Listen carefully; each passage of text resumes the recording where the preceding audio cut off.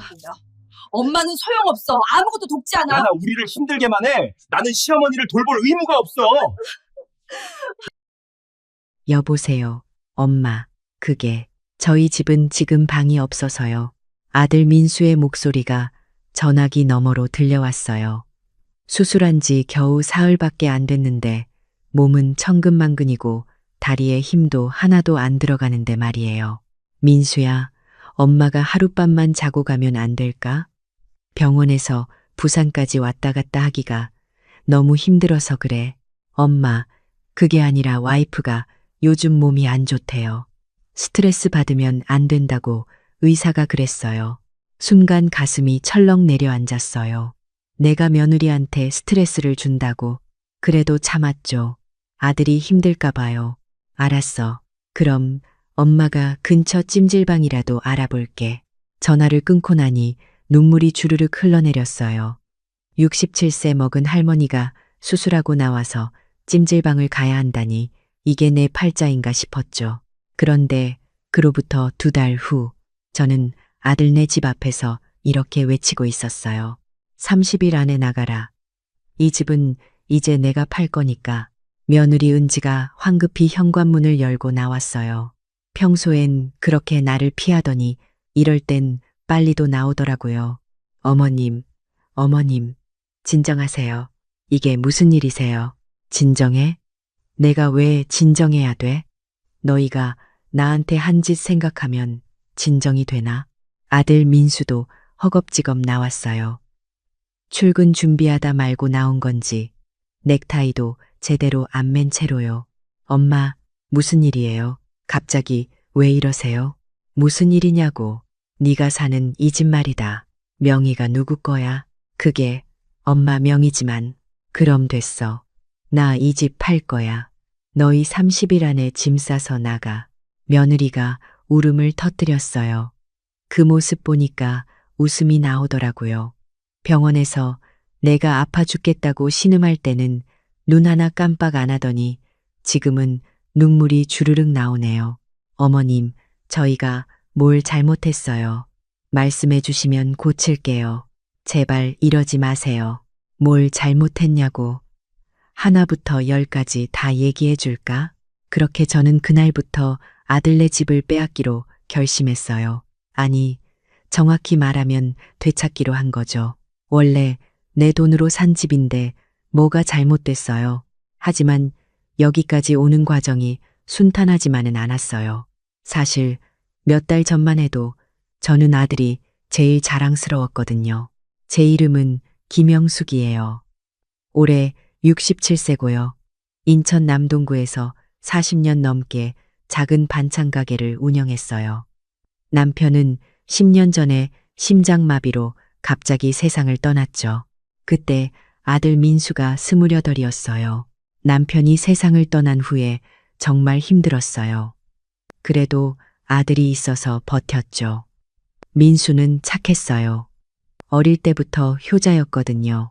엄마, 나 공부 열심히 해서 좋은 회사 들어갈게. 그래서 엄마 고생 안 시킬 거야. 그 말 믿고 얼마나 뒷바라지를 열심히 했는지 몰라요. 반찬 가게 일이 아무리 힘들어도 아들 학원비는 꼬박꼬박 냈어요. 대학 등록금도 다 대줬고요. 다행히 민수는 공부를 잘했어요. 서울에 있는 괜찮은 대학에 붙었죠. 등록금이 비싸긴 했지만 기뻤어요. 우리 아들이 좋은 대학 간다는 게 얼마나 자랑스러웠는지 몰라요. 어머니, 민수 서울대 붙었대요. 우와, 대단하시네요. 동네 사람들이 축하해 줄 때 정말 어깨가 으쓱했어요. 그동안의 고생이 다 보람있게 느껴졌죠. 대학 4년 내내 민수한테 용돈도 넉넉히 보내줬어요. 다른 애들처럼 알바하면서 고생하는 거 보기 싫었거든요. 반찬 가게 일이 아무리 힘들어도 아들 생각하면 참을 만했어요.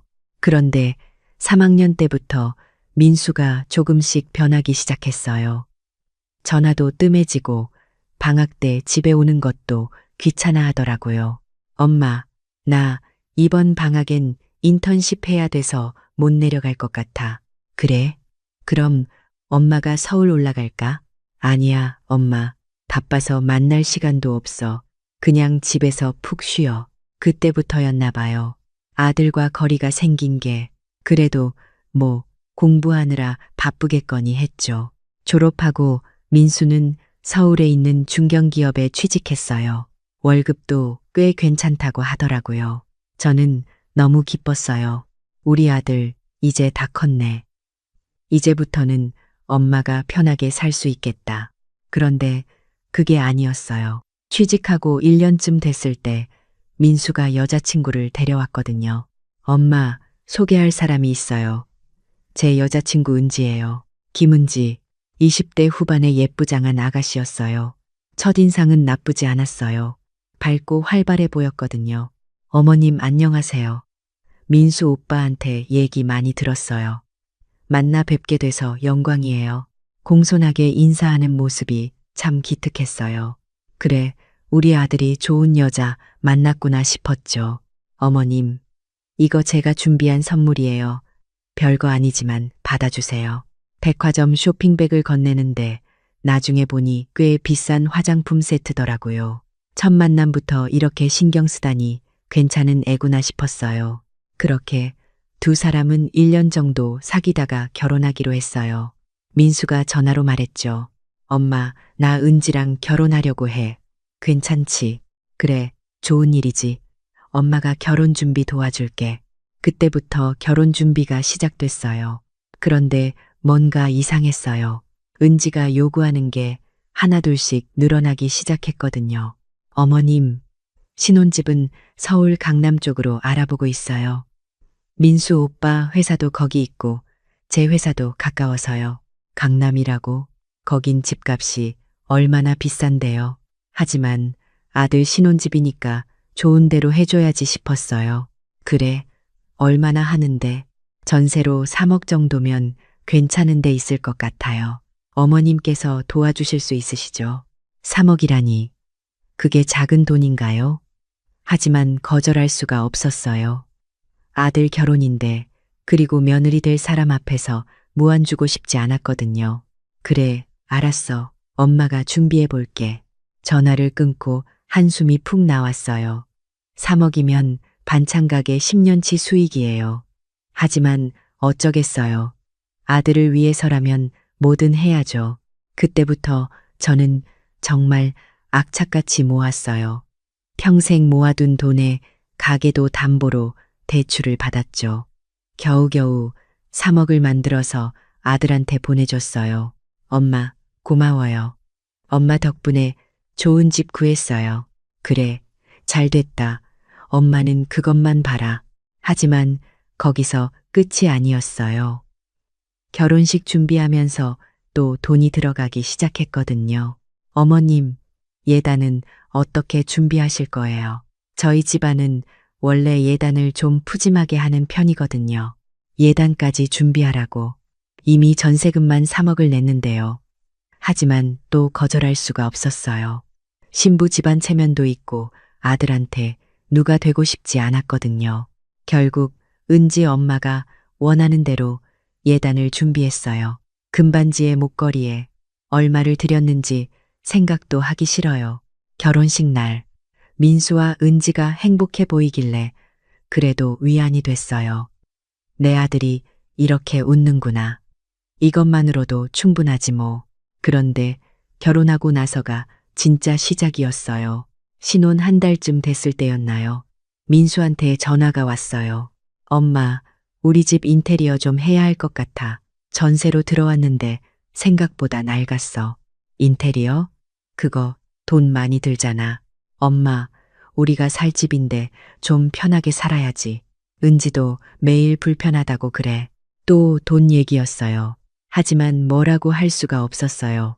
신혼부부가 편하게 살아야지 싶었거든요. 얼마나 필요한데 한 5천만 원 정도? 5천만 원, 또 5천만 원이에요. 이미 3억 넘게 들어갔는데 또 5천만 원이라니. 엄마, 우리 둘이 벌면 갚을게. 조금만 빌려줘. 결국 또 대출을 받았어요. 이번엔 집까지 담보로 잡혔죠. 이러다 집까지 날리는 거 아닌가 싶었지만 아들이 갚겠다니까 믿었어요. 그렇게 6개월이 지났어요. 민수한테서 연락은 점점 뜸해졌고 돈 갚는다는 얘기는 한 번도 없었어요. 어느 날 제가 먼저 전화했어요. 민수야, 엄마가 빌려준 돈 말인데 엄마 지금 회사 일 때문에 바빠. 나중에 전화할게. 뚝 끊어버리더라고요. 마음이 싱숭생숭했어요. 우리 아들이 원래 이런 애가 아니었는데 명절이 되면 조금 나아지려나 했어요. 추석 때 민수네가 인천으로 내려왔거든요. 오랜만에 아들 얼굴 보니까 반갑더라고요. 민수야, 어서 와. 엄마가 네가 좋아하는 갈비찜 해놨어. 그런데 은지 표정이 영 좋지 않았어요. 현관 들어서자마자 인상을 쓰더라고요. 어머님, 여기 왜 이렇게 좁아요?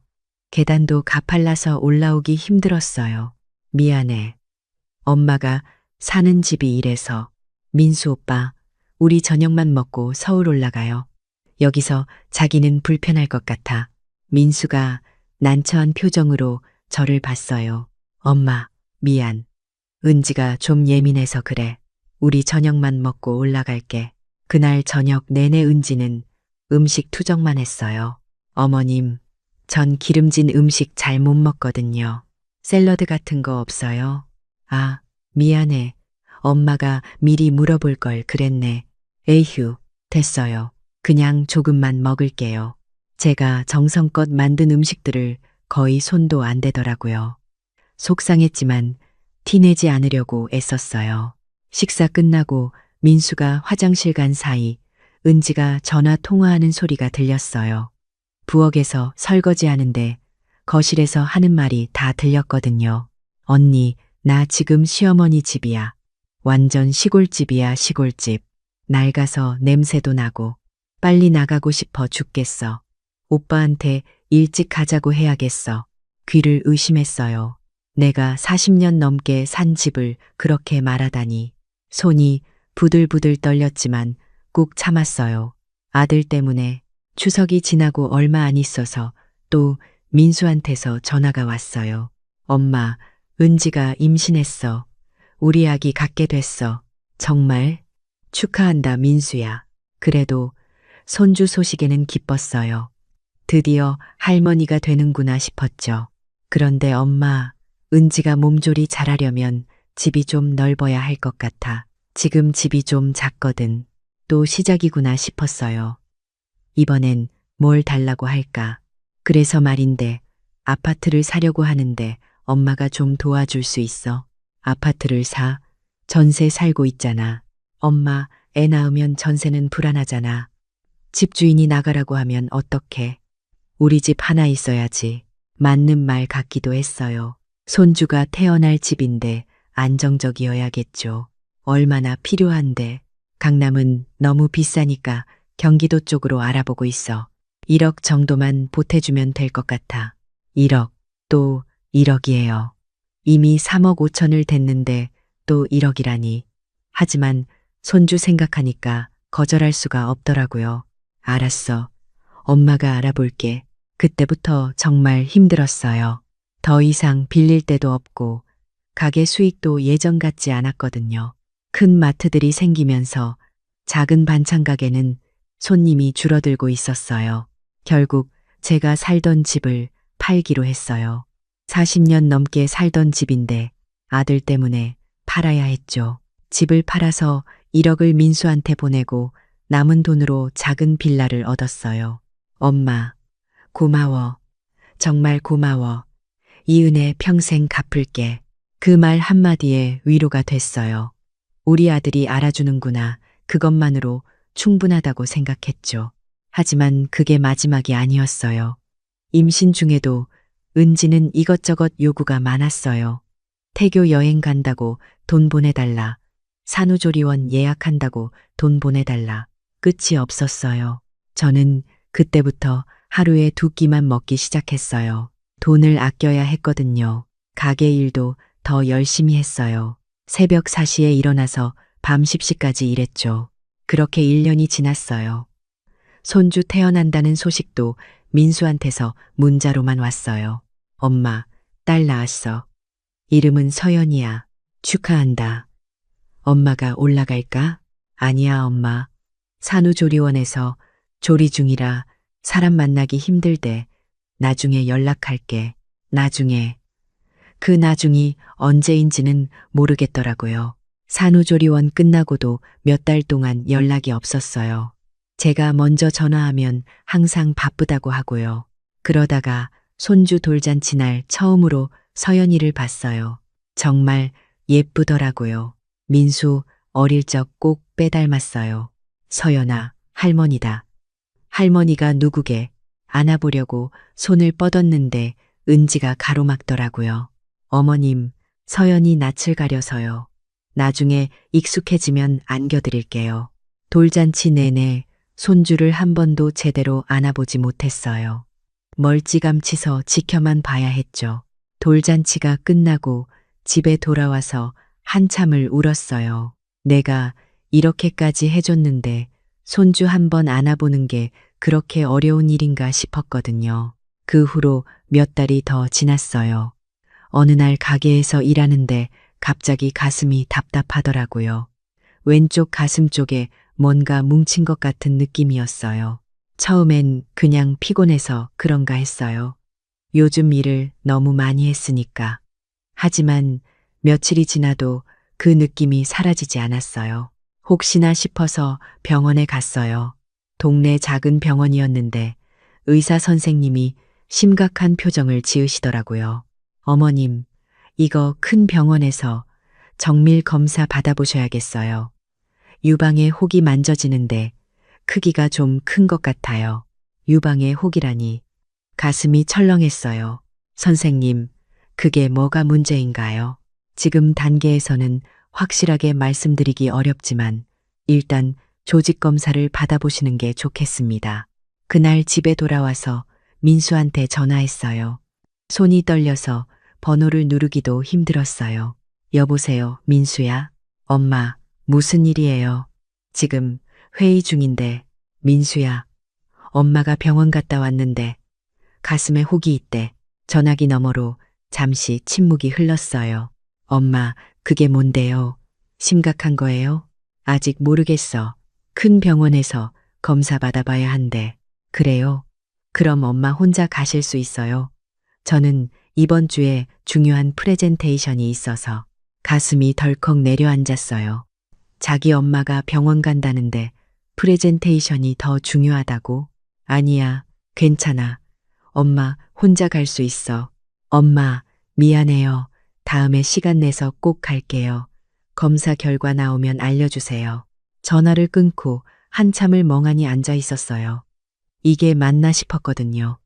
내가 아들을 위해 집까지 팔았는데 아들은 나한테 이 정도밖에 안 되나. 다음 주에 큰 병원에서 조직 검사를 받았어요. 혼자 갔어요. 대기실에서 기다리는데 옆에 있는 환자들은 다들 가족이 같이 와 있더라고요. 딸이 어머니 손을 잡고 있고 남편이 아내 옆에 앉아서 걱정스러운 눈빛으로 바라보고 있고 저는 그 모습들이 부러웠어요. 검사 결과는 일주일 후에 나왔어요. 의사 선생님이 심각한 표정으로 말씀하시더라고요. 어머님, 유방암 위기입니다. 빠른 시일 내에 수술하시는 게 좋겠습니다. 유방암. 그 단어를 듣는 순간 눈앞이 캄캄해졌어요. 암이라니. 나한테 암이 생겼다니. 선생님, 그럼 어떻게 해야 하나요? 일단 수술로 암 조직을 제거하고 그 다음에 항암 치료를 받으셔야 합니다. 이기니까 아직 치료 가능성이 높습니다. 진료실을 나와서 민수한테 전화했어요. 이번엔 꼭 말해야겠다고 생각했어요. 민수야, 엄마 검사 결과 나왔어. 유방암이래. 뭐라고요? 엄마가 암이요? 응. 이기래. 빨리 수술해야 한대. 엄마, 잠깐만요. 지금 제가 좀 은지한테 물어보고 전화 드릴게요. 은지한테 물어본다고. 자기 엄마가 암인데 왜 며느리한테 물어봐야 하는 거죠? 1시간쯤 지나서 민수한테서 전화가 왔어요. 엄마, 제가 수술 날짜 잡아드릴게요. 서울 큰 병원으로 오세요. 제가 알아볼게요. 그래도 다행이다 싶었어요. 아들이 챙겨준다니까요. 고맙다, 민수야. 엄마, 그런데 제가 수술날 회사 일이 있어서 못 갈 것 같아요. 대신 은지가 갈게요. 은지가요. 며느리가 시어머니 수술에 온다고요. 민수는 안 오고. 민수야, 그래도 넌 와야 하는 거 아니야? 엄마, 저 정말 중요한 계약건이 있어서요. 이거 놓치면 안 돼요. 은지가 엄마 잘 챙겨드릴 거예요. 결국 수술 날에는 은지만 왔어요. 수술 전날 은지가 병원에 나타났어요. 손에는 커피 한 잔 들고요. 어머님, 안녕하세요. 오빠가 못 와서 제가 왔어요. 그래, 고맙다. 민수는 일 때문에 바쁘다며. 네, 어쩔 수 없잖아요. 회사 일이 중요하니까. 그 말투가 왠지 거슬렸어요. 회사 일이 아픈 엄마보다 중요하다는 말처럼 들렸거든요. 병실에 들어가자마자 은지는 휴대폰만 봤어요. 저는 수술 전 검사 때문에 이것저것 해야 하는데 은지는 눈도 안 마주치더라고요. 은지야, 미안한데 물 좀 떠다 줄래? 네. 대답은 했는데 일어나지 않았어요. 계속 휴대폰만 들여다보고 있었죠. 한참 기다렸는데도 안 움직이길래 제가 직접 일어났어요. 어머님, 직접 가세요. 제가 가져다 드릴게요. 이미 복도까지 나갔는데 뭔 소용이에요. 그냥 제가 떠다 마셨어요. 저녁 시간이 됐어요. 병원 식사가 나왔는데 금식 지시 때문에 먹을 수가 없었어요. 대신 은지가 먹으라고 했죠. 은지야, 네가 먹어. 엄마는 내일 수술이라 금식이야. 아, 그래요? 그럼 제가 먹을게요. 은지는 병원 식판을 받아서 먹기 시작했어요. 그런데 몇 숟가락 뜨더니 인상을 쓰더라고요. 에휴, 이게 뭐예요? 맛없어서 못 먹겠어요.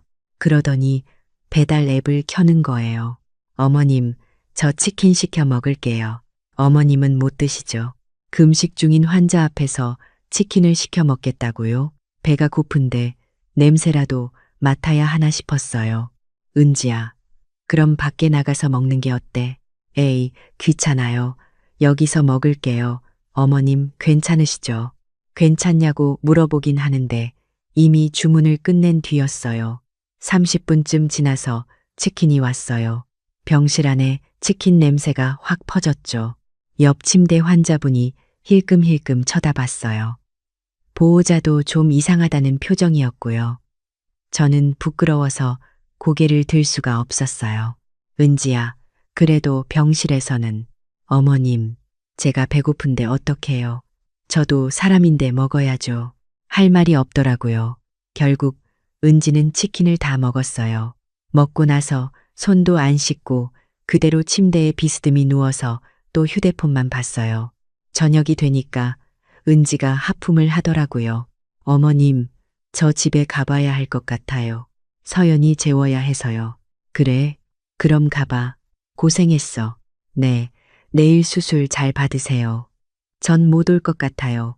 서연이 어린이집 보내야 해서요. 수술 당일에도 안 온다고요. 그래도 뭐라 할 수가 없었어요. 손주 돌봐야 한다는데요. 알았어. 조심히 가. 은지가 나간 후에 옆 침대 보호자분이 조심스럽게 말을 걸어왔어요. 어머니, 괜찮으세요? 내일 보호자 없이 수술 받으시는 거예요? 네.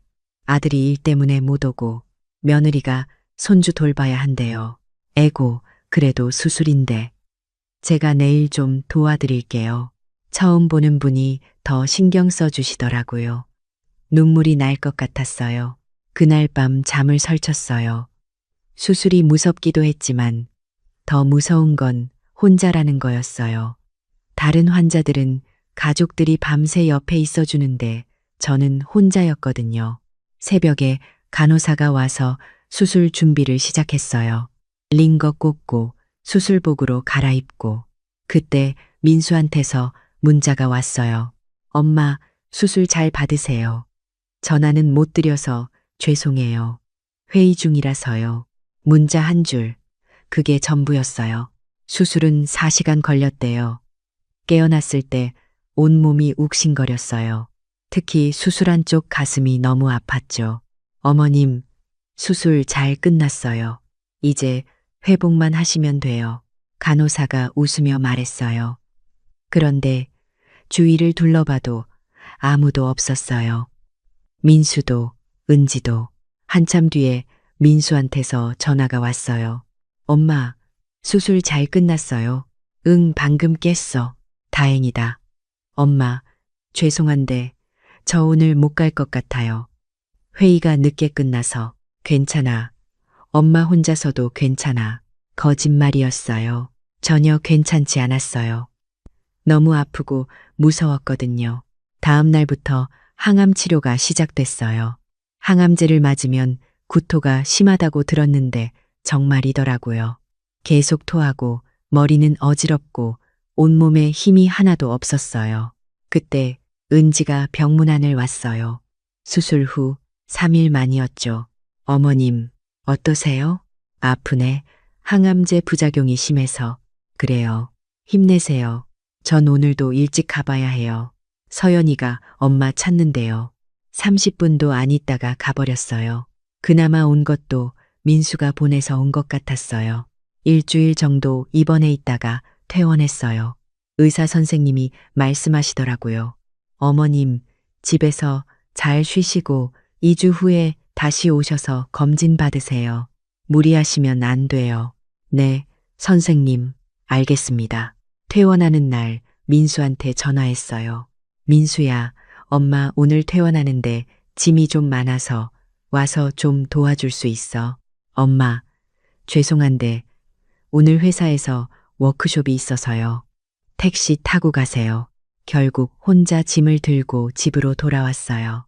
수술한 지 얼마 안 됐는데 무거운 짐 들어서 상처 부위가 쓰라렸어요. 집에 돌아와서 며칠 쉬었어요. 하지만 쉴수록 외로움만 커졌어요. 아들은 전화 한 통 없고 손주 얼굴도 보고 싶은데 볼 수가 없었어요. 2주가 지나서 다시 서울로 검진을 받으러 가야 했어요. 아침 일찍 기차를 타고 서울에 올라갔죠. 병원에서 검사를 받고 나니 오후 3시였어요. 몸이 너무 피곤하고 아팠어요. 수술 부위가 아직 완전히 아물지 않아서 움직일 때마다 통증이 있었거든요. 그때 생각이 났어요. 민수네 집이 여기서 가까운데 하룻밤만 자고 가면 안 될까? 떨리는 손으로 민수한테 전화했어요. 민수야, 엄마가 지금 검진받고 나왔는데 너무 피곤해서 그래. 너희 집에서 하룻밤만 자고 가면 안 될까? 어머니, 검진 끝나고 내려가시는 거 아니었어요. 그래야 하는데 몸이 너무 안 좋아서 하룻밤만. 엄마, 잠깐만요. 은지한테 물어볼게요. 또 은지한테 물어본대요. 제 아들 집인데 왜 매번 며느리 허락을 받아야 하는 거죠? 5분쯤 지나서 다시 전화가 왔어요. 엄마, 비밀번호는 알려드리기 좀 그렇고요.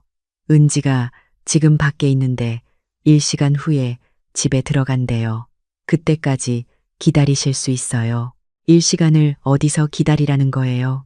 벤치라도 있으면 앉아서 기다리겠는데 아파트 복도에는 앉을 곳도 없었어요. 알았어. 그럼 엄마가 근처에서 시간 보내다가 갈게. 네, 죄송해요, 엄마. 전화를 끊고 아파트 단지 벤치에 앉았어요. 11월 날씨라 쌀쌀했어요. 얇은 외투만 입고 왔던 게 후회됐죠. 1시간을 기다렸는데 은지한테서 연락이 없었어요. 다시 전화했어요. 은지야, 엄마인데 지금 집 앞에 있어. 아, 어머님, 죄송해요. 친구 만나서 차 마시다 보니 시간이 조금만 더 기다려주세요. 30분만요.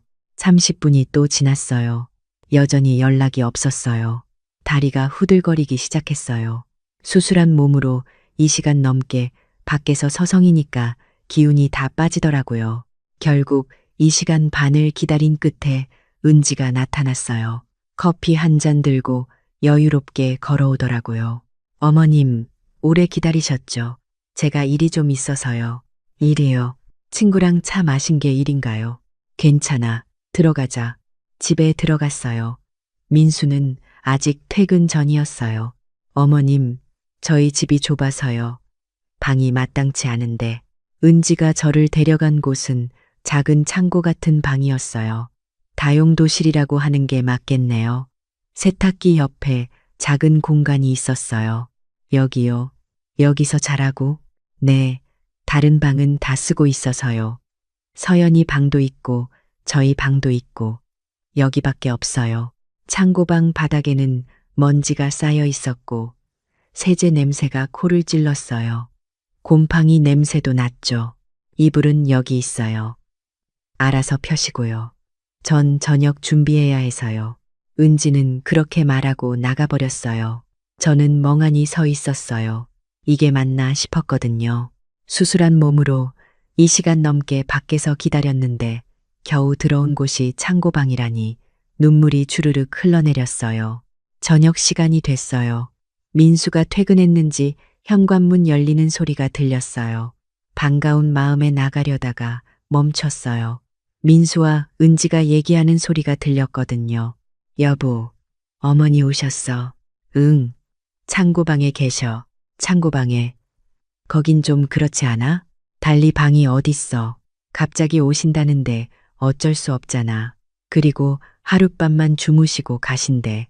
그래도 오빠는 맨날 어머니 편만 들어. 나도 힘들다고. 요즘 서연이 키우느라 얼마나 힘든데. 거기다 시어머니까지 모시라고. 그 말을 듣는 순간 가슴이 찢어지는 것 같았어요. 내가 모셔달라고 한 게 아니에요. 그냥 하룻밤 자고 가겠다고 했을 뿐인데. 알았어. 알았어. 진정해. 내일 엄마한테 일찍 가시라고 할게. 빨리. 오늘 재워드린 것만 해도 감사하셔야 하는데 더 이상 듣고 싶지 않았어요. 창고방으로 돌아와서 문을 닫았어요. 차가운 바닥에 주저앉아서 한참을 울었어요. 평생 아들을 위해 살았는데 집까지 팔아서 도와줬는데 암 수술하고 힘든 몸으로 왔는데 이게 제가 받을 대우인가요? 그날 밤 한숨도 못 잤어요. 차가운 바닥에 누우니까 수술 부위가 욱신거렸고 세제 냄새 때문에 머리도 아팠어요. 새벽 5시쯤 됐을 때 조용히 일어났어요. 더 이상 이 집에 있고 싶지 않았거든요. 짐을 챙겨서 슬그머니 나왔어요. 현관문을 열 때 민수가 나왔어요. 엄마, 벌써 가세요? 응, 엄마 일찍 가는 게 나을 것 같아서. 그래요? 조심히 가세요. 배웅도 없었어요. 그냥 현관문 앞에서 인사하고 끝이었죠. 기차에서 인천으로 돌아오는 내내 눈물이 멈추지 않았어요. 옆자리 사람이 걱정스럽게 쳐다봤지만 신경 쓸 겨를이 없었어요. 집에 도착해서 며칠을 멍하니 보냈어요. 아무것도 하기 싫었어요. 밥도 제대로 못 먹고 잠도 못 잤어요. 그래서 일주일쯤 지났을 때 옆집 사는 최숙자 언니가 찾아왔어요. 영수가 얼굴이 왜 이래? 무슨 일 있어? 언니, 그때 참았던 게 터져버렸어요. 최 언니한테 다 얘기했어요. 아들한테 해준 것들, 수술 받은 것, 창고방에서 잔 것까지 최 언니가 화를 내더라고요. 그게 말이 돼. 수술한 엄마를 창고방에 재웠다고. 그건 사람이 할 짓이 아니야. 그래도 아들인데. 내가 참아야지. 참긴 뭘 참아. 영수가 너 이러다 죽는다. 정신 차려. 최 언니 말이 맞았어요. 이러다 정말 죽을 것 같았어요.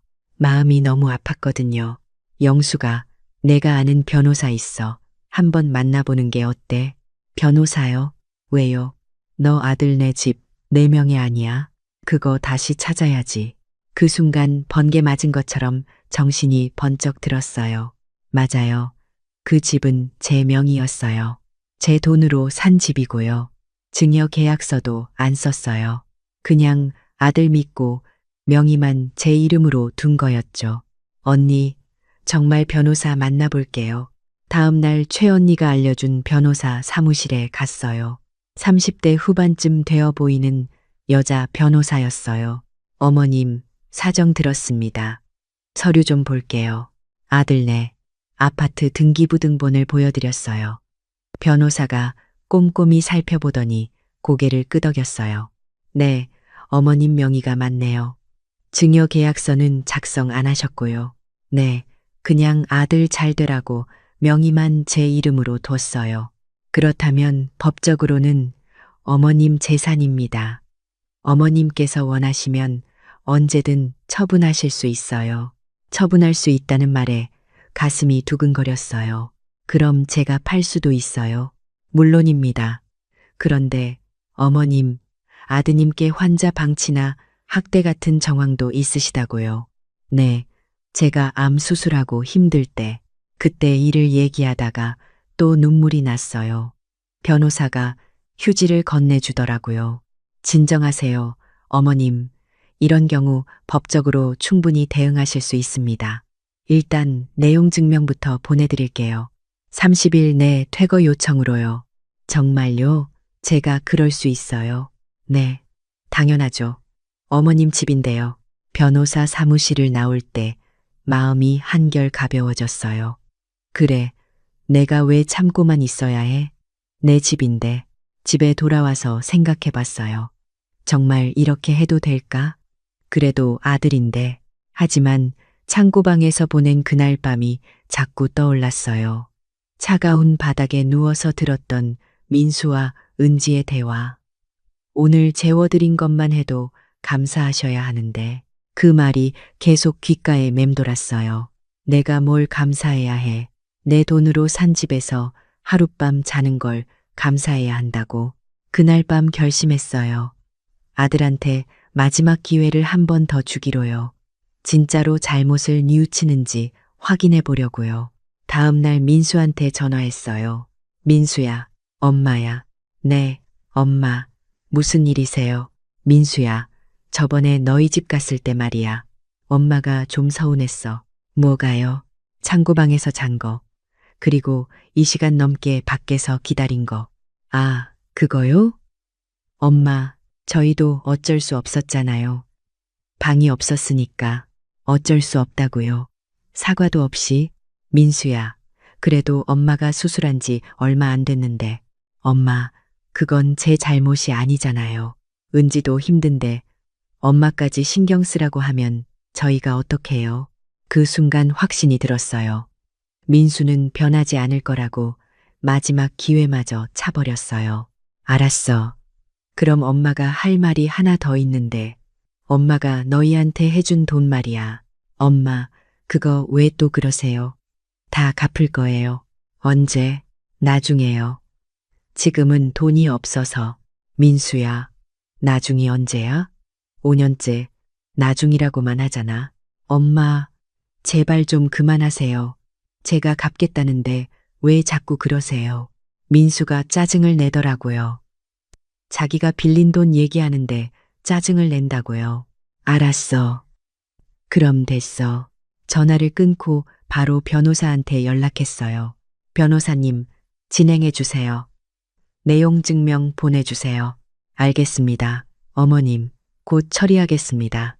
일주일 후였어요. 민수한테서 전화가 왔어요. 목소리가 떨리고 있었죠.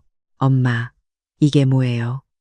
30일 내 퇴거 요청이라니. 그대로야. 30일 안에 나가렴. 엄마, 미쳤어요? 우리 보고 어디 가라고요? 그건 내가 상관할 일이 아니지. 너희가 알아서 해. 엄마, 어떻게 친엄마가 자식한테 이럴 수 있어요? 친엄마가 자식한테 이럴 수 있냐고? 너는 친아들이 엄마한테 어떻게 했는데? 그게 저희가 뭘 잘못했는데요. 정말 모르는 건가 싶었어요. 아니면 모르는 척하는 건가? 뭘 잘못했냐고. 수술한 엄마를 이 시간 밖에 세워놓고 창고방에서 재우고 병원에서 얼굴 한 번 안 비추고 그게 네가 아는 효도냐? 그건 은지가 또 은지 탓이야? 너도 똑같았어. 엄마 수술날 회의가 더 중요했잖아. 민수가 말문이 막힌 듯 침묵했어요. 엄마, 제발요. 한 번만 용서해 주세요. 앞으로 잘할게요. 앞으로는 잘한다고? 민수야, 그 말 몇 번째 하는 거야? 엄마가 이제 더 이상 안 속아. 엄마, 그리고 말이다. 엄마가 너희한테 준 돈도 다 갚아. 전세금 3억, 인테리어비 5천만 원, 아파트 계약금 1억, 총 4억 5천만 원. 한 푼도 빠짐없이 갚아. 엄마, 그 돈을 우리가 어떻게 갚아요? 지금 당장은 돈이 없다고요. 그건 네가 알아서 해. 30일 안에 집에서 나가고 돈도 갚아. 엄마, 정말 이러실 거예요? 응, 이미 결정했어. 전화를 끊었어요. 손이 떨렸지만 후회는 없었어요. 그날 오후에 은지한테서도 전화가 왔어요. 어머님, 어떻게 이러실 수 있어요? 저희가 어디 가라고요? 서연이도 있는데. 서연이 얘기는 하지 마. 너희가 서연이 생각했으면 진작에 잘했어야지. 저희가 뭘 잘못했어요? 어머님 아플 때 제가 병원도 갔잖아요. 병원 가서 휴대폰만 보고 치킨 먹은 거 말하는 거야? 그건 제가 배가 고파서 환자 앞에서 치킨을 먹어. 금식 중인 환자 앞에서 은지가 할 말이 없는지 한참 침묵하더니 울기 시작했어요. 어머님, 제가 잘못했어요.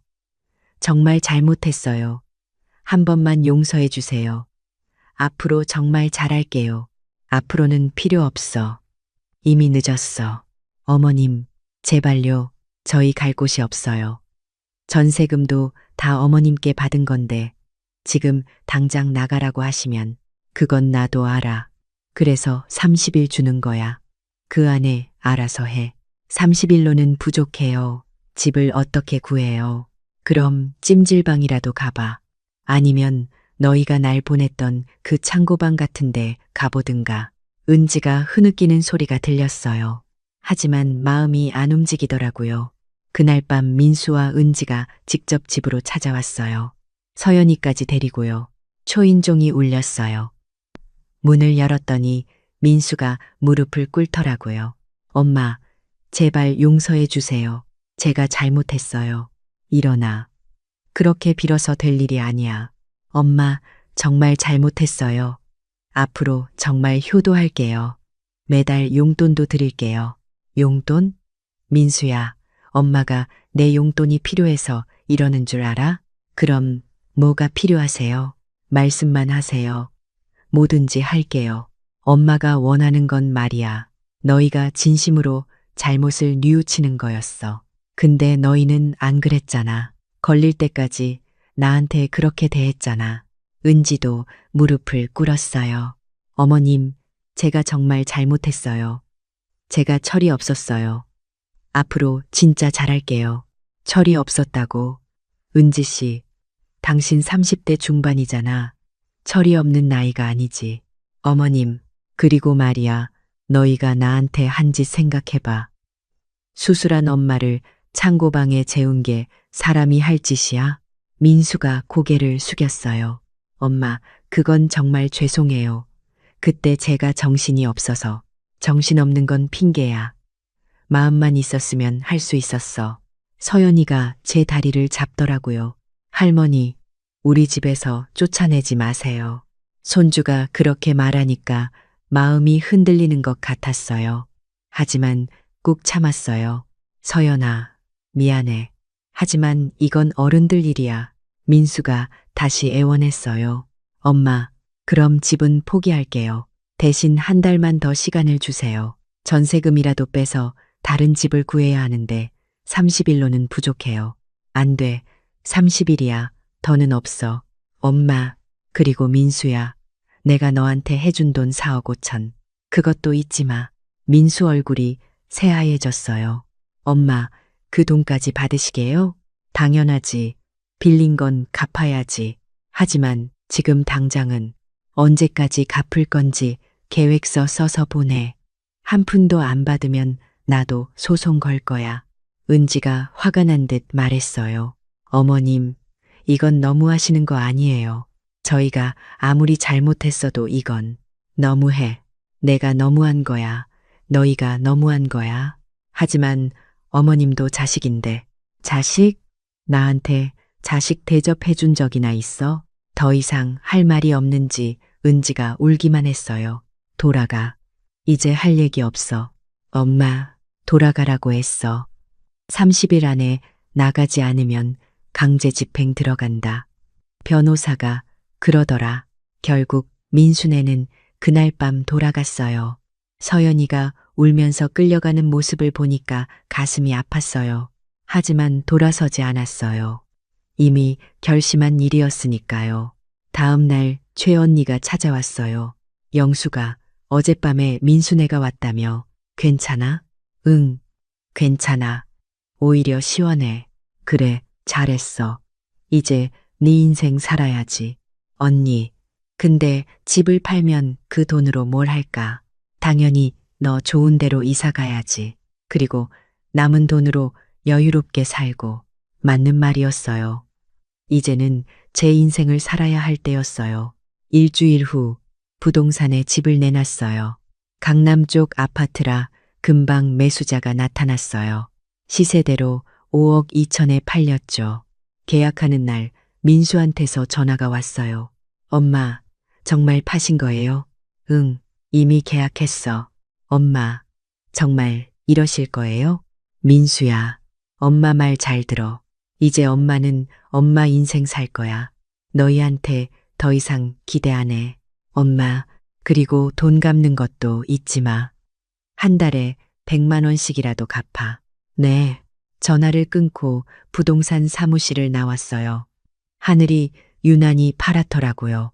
30일이 지났어요. 민수네는 겨우 경기도 외곽에 작은 전세를 구했다고 했어요. 전세금도 모자라서 은지 부모님한테 손 벌렸다더라고요. 이사 가는 날 한 번 가봤어요. 마지막으로 확인하려고요. 다 빼셨어요? 네, 엄마, 다 뺐어요. 민수 얼굴이 많이 수척해져 있었어요.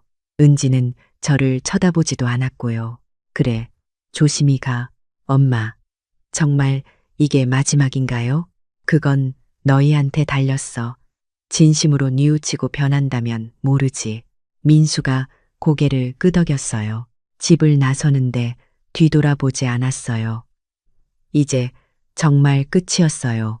그날 밤 혼자 집에 앉아 있는데 휴대폰이 울렸어요. 모르는 번호였어요. 여보세요. 어머님, 저 은지 친구예요. 어머님께 드릴 말씀이 있어서요. 은지 친구요. 무슨 일이지? 무슨 말씀이신데요? 어머님, 사실 은지가 요즘 회사에서 문제가 좀 있어요. 제가 같은 회사에 다니는데요. 무슨 문제요? 은지가 어머님 수술 후에 병간호 안 한 얘기가 병원 커뮤니티에 올라갔어요. 그게 회사까지 퍼졌거든요. 제가 올린 것도 아니었어요. 아마 그때 병실에 있던 환자분들이 올린 것 같았어요. 그래서요? 회사가 의료기기 회사잖아요. 환자 돌봄이 중요한 회사인데 항암 치료 중인 시어머니를 방치한 직원은 이미지에 안 좋다고 인사팀에서 압박이 들어왔대요. 그래서 은지가 어떻게 됐는데요? 자진 퇴사 권고 받았어요. 사실상 해고나 마찬가지죠. 순간 아무 생각이 안 들더라고요. 기쁘지도 슬프지도 않았어요. 그냥 당연한 일이 일어난 것 같았거든요. 알려주셔서 고맙습니다. 전화를 끊고 창밖을 봤어요. 저는 아무것도 안 했어요. 그냥 진실이 밝혀진 것 뿐이었죠. 며칠 후에 또 연락이 왔어요. 이번엔 동네 아는 언니였어요. 영수가 민수 회사 잘렸다는 얘기 들었어? 뭐라고요? 응. 거래처에서 민수가 어머니한테 한 짓 알고는 거래 끊었대. 그것 때문에 회사에서 큰 손해봤다고 해고됐다던데. 민수가 해고됐다고요? 저는 아무 말도 못했어요. 영수가 그래도 괜찮아? 아들이잖아. 네, 괜찮아요. 괜찮냐고요? 사실은 잘 모르겠어요. 하지만 이건 제가 한 게 아니에요. 민수와 은지가 스스로 자초한 일이었어요. 한 달쯤 지났을 때 민수한테서 문자가 왔어요. 엄마, 제가 회사에서 해고됐어요. 은지도 회사 그만뒀고요. 지금 너무 힘들어요. 도와주실 수 있으세요? 도와달라고요. 지금 와서. 문자를 읽고 답장을 쓰려다가 멈췄어요. 뭐라고 해야 할까? 한참을 고민하다가 이렇게 썼어요. 민수야, 엄마가 할 수 있는 건 다 해줬어. 이제부터는 너희 둘이서 해결해야 해. 힘들겠지만 이게 어른으로 사는 거란다. 답장은 없었어요. 아마 실망했겠죠. 하지만 저도 이제는 단단해져야 했어요. 그날 집을 판 돈으로 인천 월미도 근처에 작은 아파트를 하나 샀어요. 바다가 보이는 아파트였어요. 2억 정도 주고 샀으니까 3억 2천이 남았죠. 남은 돈은 은행에 예금했어요. 이자만으로도 한 달에 100만 원 넘게 나왔어요. 연금이랑 합치면 충분히 살 수 있었어요. 새 집으로 이사한 날 창문을 열었어요. 바닷바람이 상쾌하게 불어왔어요. 이제야 숨통이 트이는 것 같았어요. 며칠 후 최언니가 놀러 왔어요. 와, 영수가 집 정말 좋다. 바다도 보이고.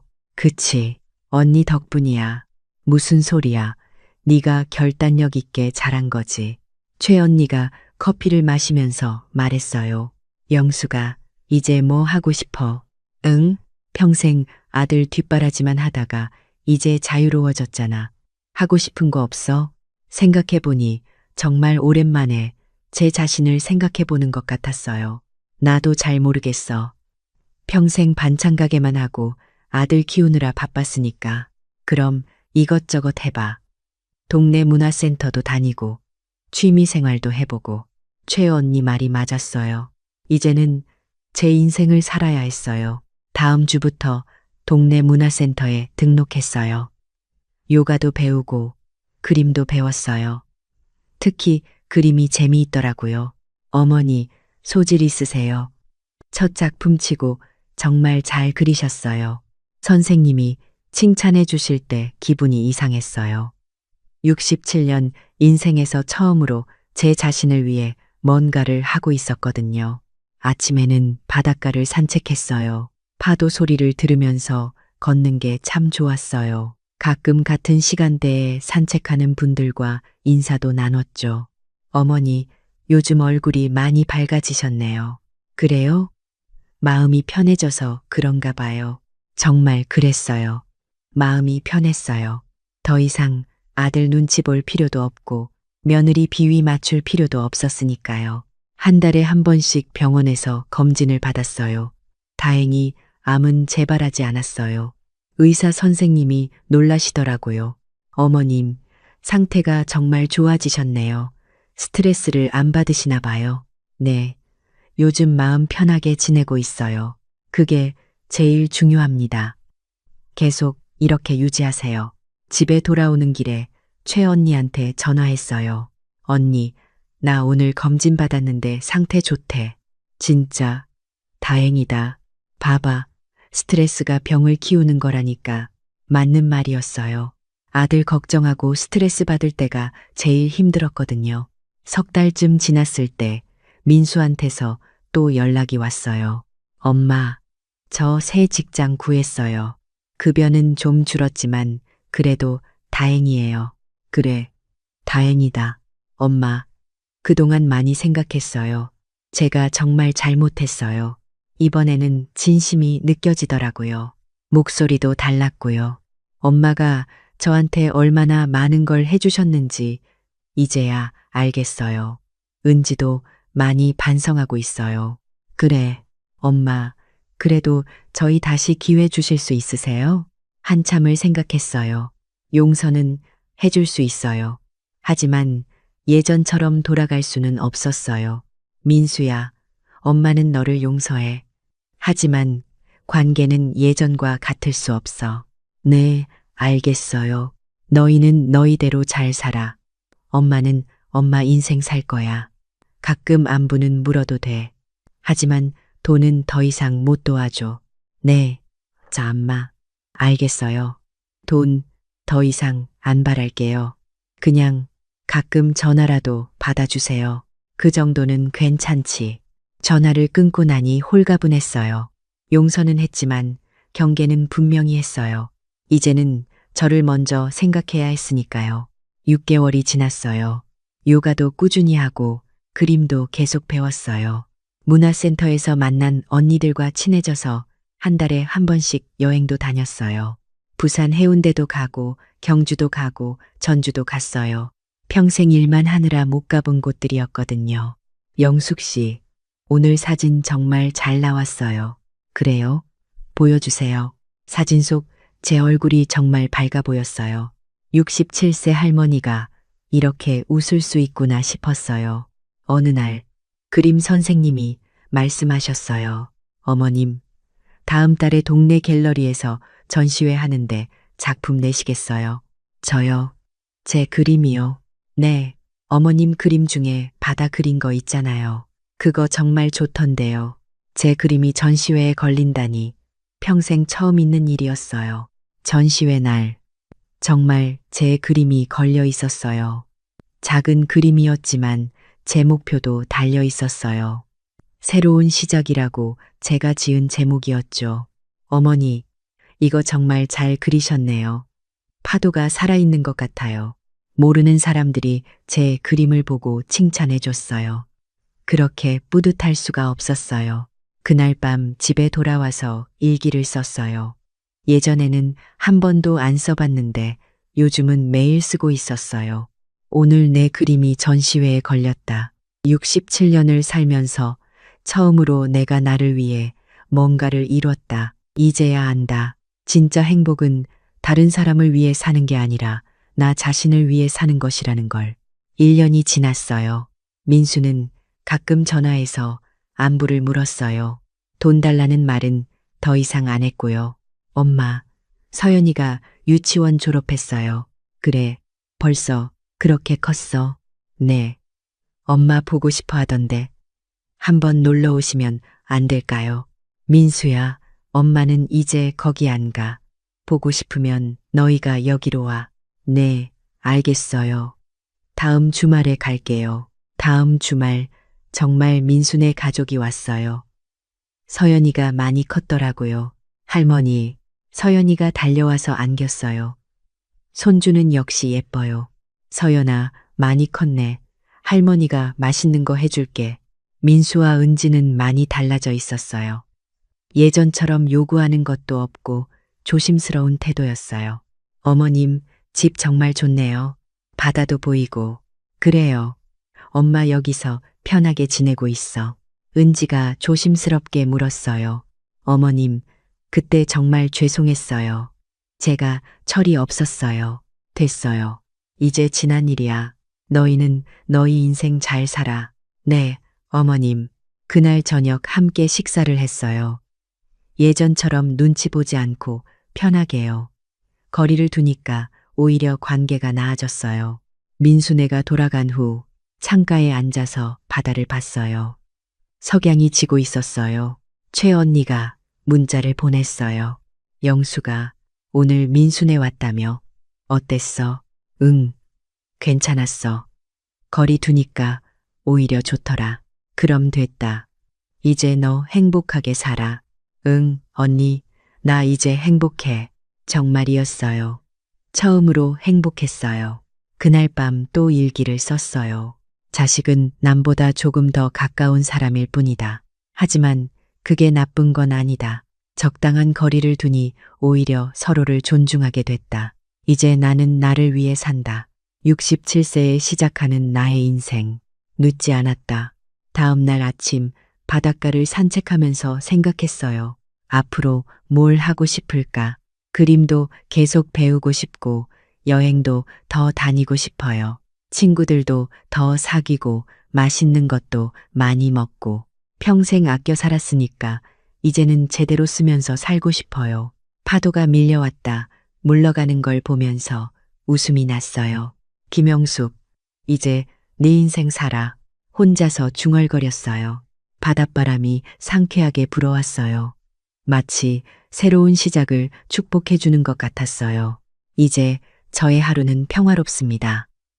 아침에는 바다를 보며 커피를 마시고, 오전에는 그림을 그리고, 오후에는 친구들을 만나고, 저녁에는 책을 읽어요. 더 이상 미안함도 없고, 구속도 없어요. 아들에게 미련도 없어요. 가끔 민수가 전화하면 반갑게 받아주지만 예전처럼 제 모든 걸 주지는 않아요. 적당한 거리, 그게 서로에게 더 좋더라고요. 어제 병원에서 정기 검진을 받았어요. 의사 선생님이 깜짝 놀라셨어요. 어머님, 암 완전히 사라졌어요. 완치예요. 완치라는 말을 듣는 순간 눈물이 났어요. 살고 싶다는 의지가 병을 이겨낸 것 같았어요. 집으로 돌아오는 길에 꽃집에 들렀어요. 예쁜 장미를 한 아름 샀죠. 어머니, 뭔 좋은 일 있으세요? 네, 오늘 좋은 소식 들었거든요. 집에 돌아와서 꽃을 화병에 꽂았어요. 거실에 놓으니 집안이 화사해졌어요. 그날 저녁 일기장 마지막 페이지에 이렇게 썼어요. 나는 이제 자유롭다. 67년 동안 다른 사람을 위해 살았지만 앞으로 남은 인생은 나를 위해 살 것이다.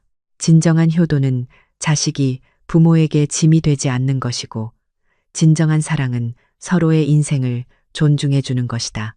이제 나는 행복하다. 창밖으로 달빛이 바다를 비추고 있었어요. 물결이 반짝반짝 빛났어요. 내일은 또 어떤 하루가 펼쳐질까요? 기대됩니다. 이제 저의 인생에는 봄날이 찾아왔어요. 늦은 봄이지만 그래도 봄은 봄이니까요.